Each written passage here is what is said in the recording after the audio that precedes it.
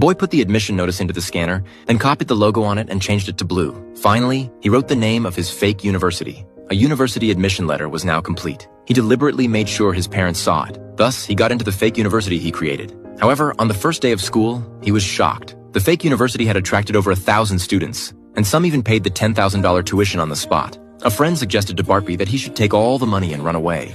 But Bartleby, of course, wouldn't do that. He gathered all the students in the hall and was ready to tell them the truth. However, before he could speak, the students expressed how lucky they felt to be there because they had all been rejected by other schools. Seeing this, Bartleby instantly changed his mind. To help these students, he decided to keep the school running. The university had no teachers, and everyone was free to write whatever they were interested in on the blackboard. The teaching power was handed over to the students themselves. Unexpectedly, this teaching model worked very well, and every student was given the opportunity to grow and learn. As time passed, the educational philosophy of South Harmon Institute began to attract more and more students. But just as the school was thriving, the parents of the students showed up in large numbers. It turned out that the president of Harmon University had reported them. In front of everyone, he declared that South Harmon University was just a fake institution.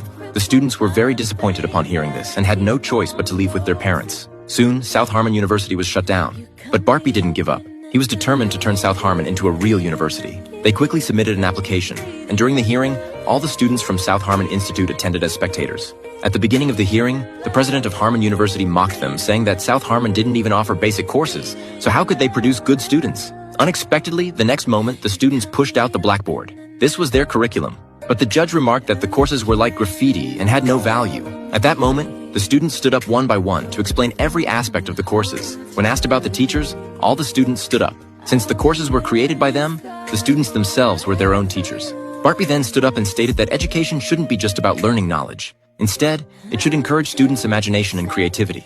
After careful consideration, the Ministry of Education believed that Bartleby's views were unrealistic. However, they also recognized that the educational philosophy of South Harmon was worth acknowledging.